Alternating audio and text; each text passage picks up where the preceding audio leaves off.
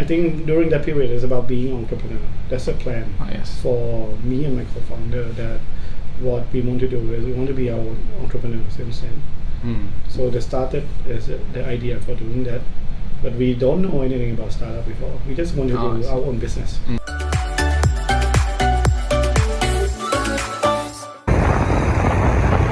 Okay, so now I'm at Appman's office. It's in this building with this pretty interesting statue. And well, this is a startup already doing their business over 10 years. I'm really looking forward to meet him. It's called Appman, and it was like in 2011 in Thailand.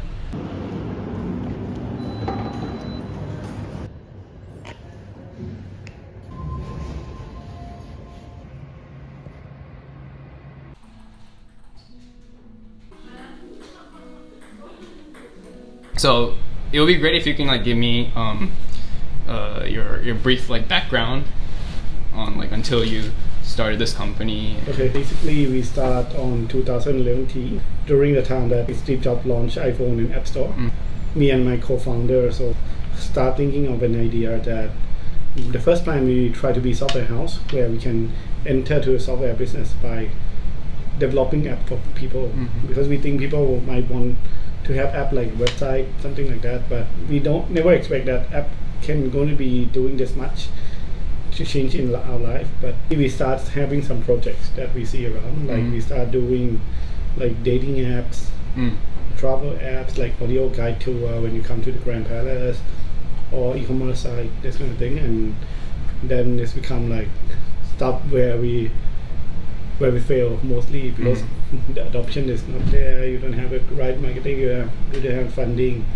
But in the other hand, we take care of corporates also. So we develop apps for corporates, especially in insurance business. During like 2012, like we start have like agency force that they need some apps to help them go out to sell insurance to clients by using tablet.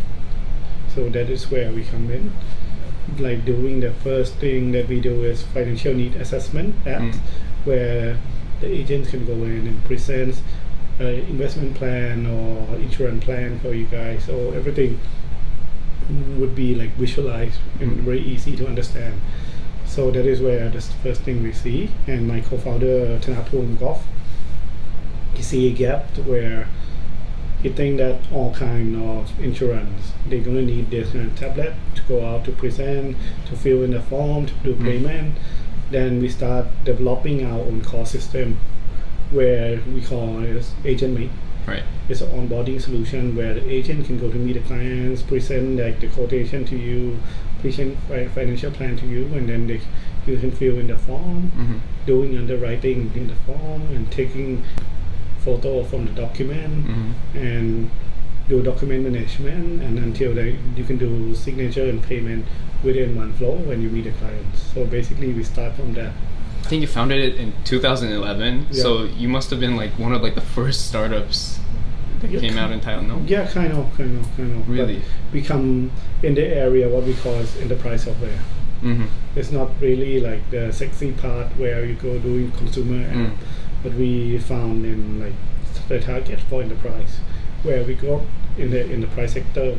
So from one insurance we start having 2, 3, 4, and until then we become the biggest in the market for doing app for life insurance industry.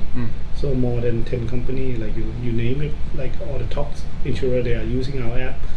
From agency channel, bank assurance channel, and also we expand into self-serve channel for onboarding clients. That is where we specialize it before. I see. But after we received funding on 2020, we raised a big series during like 2020 on COVID period, which our first plan is we want to expand our solution to go abroad. But during COVID it's very difficult to go abroad. So we try to figure out also how to pivot ourselves into software as a service for some time already. So we have one technology which existing so long already, but not in Thai language. Let's say like that is OCR. So basically we extract the data from what kind of paper, and we extract it out and put it in all kind of digital way that you need. I think a lot of people do in Japan already, yes, but the problem in Thai language is so small. It's not sizable enough for international company to do it, or other big player to do it during that period. Correct. So we see there's a gap. So we have our own machine learning team and AI team doing our own proprietary stuff or doing OCR extraction, especially for insurance industry, where we can onboard clients, take a photo of ID card, extracting the data in the form. So start from that, and we found out that people use a lot of extraction for doing eKYC. So that's why we enter eKYC business during last year, and until now we extended ourselves from KYC into doing full background check. Background check, like we doing criminal background check, bankruptcy check, employee verification, income statement verification, what else? Global sanction list, adverse media, everything running through AI process, where we use AI to extract the data and grab all the data and do sentimental analysis in dashboard, where right now from before that we have from 10 clients only as a big corporate as insurance. We extended out to OCR. We have around 50 clients, but once we launch this background check, I think right now we cover more than 200 clients already in the market. Oh wow. But this happened only last few years. We launched as I told you, OCR on 2020, eKYC out on 2022, and background check we just launched it for 9 months only.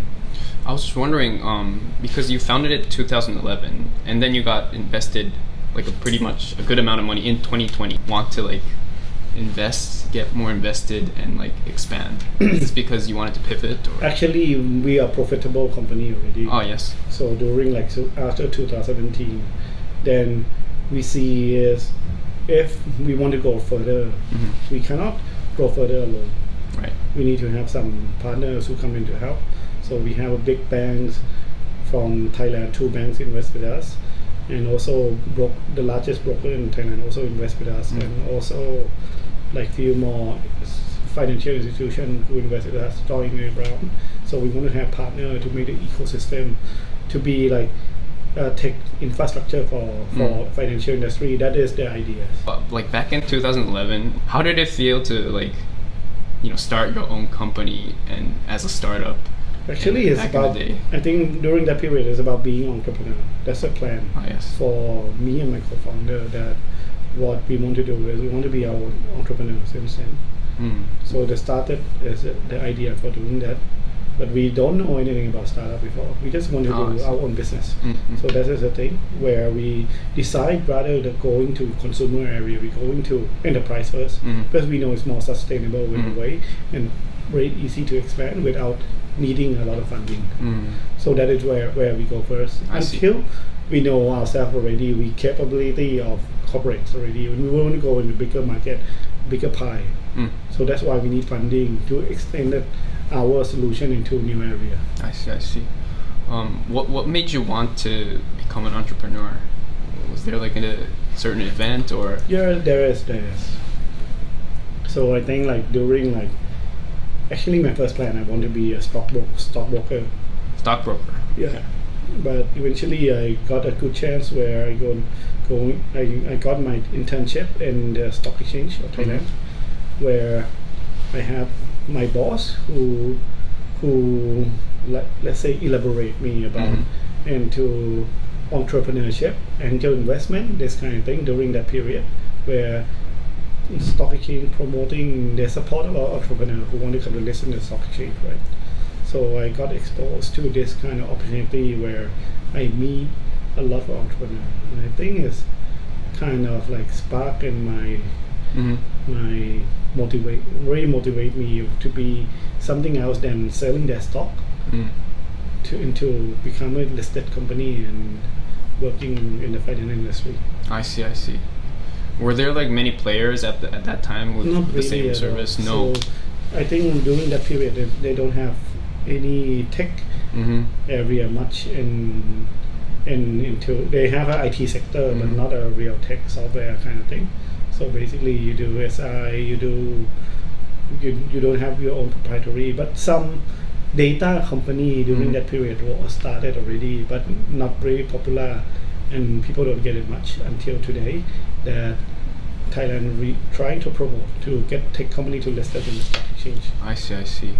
How did you find your co-founders? Were there Actually, I'm very lucky because me and my co-founder, we are friends from primary school.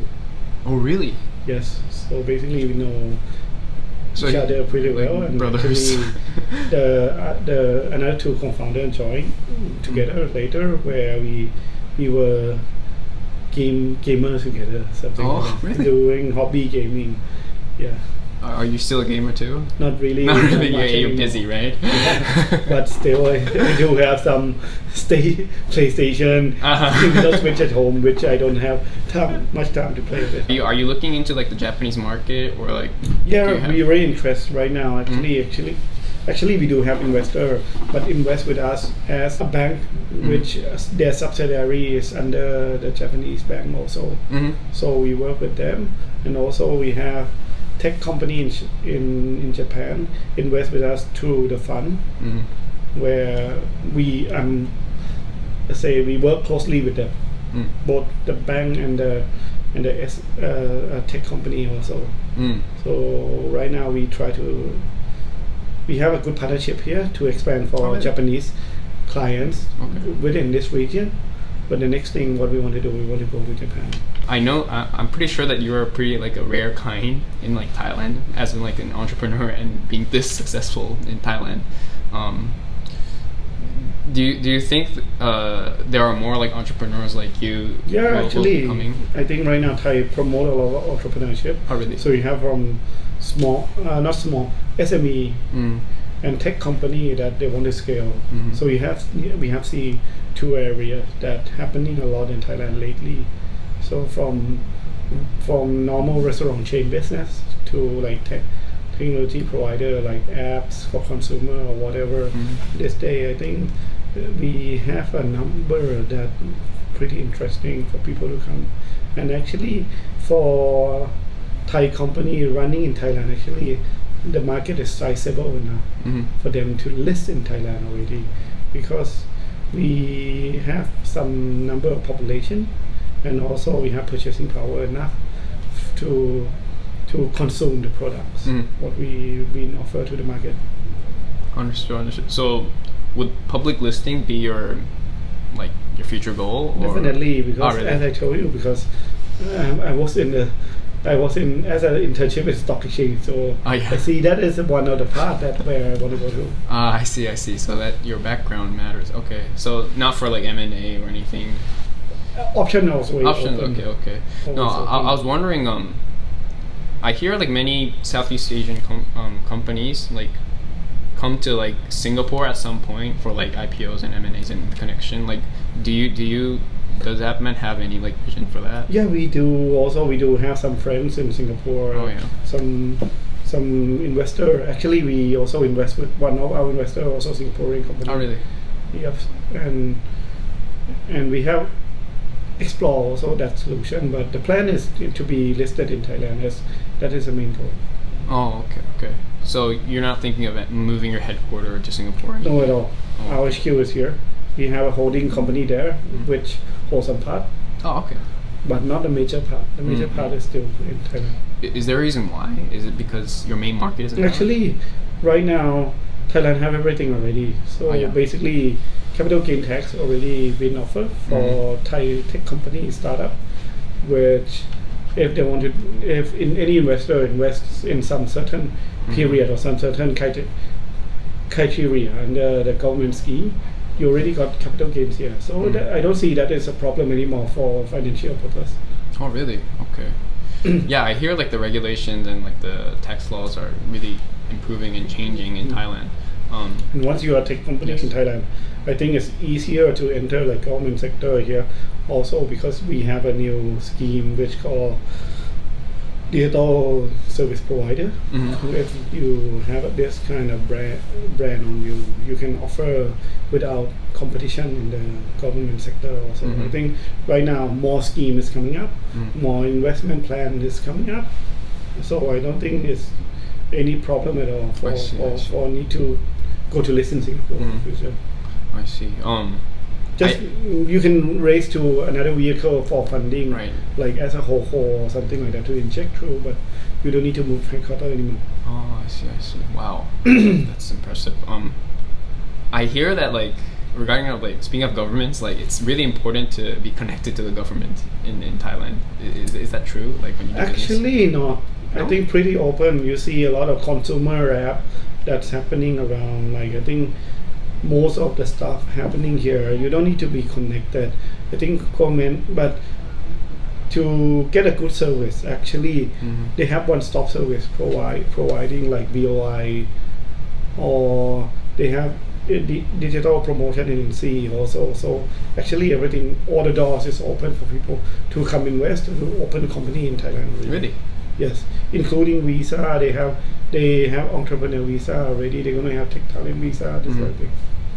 Very interesting. Is there like a good way to get into like the network and meet like? I think there are a lot of events, so you can join.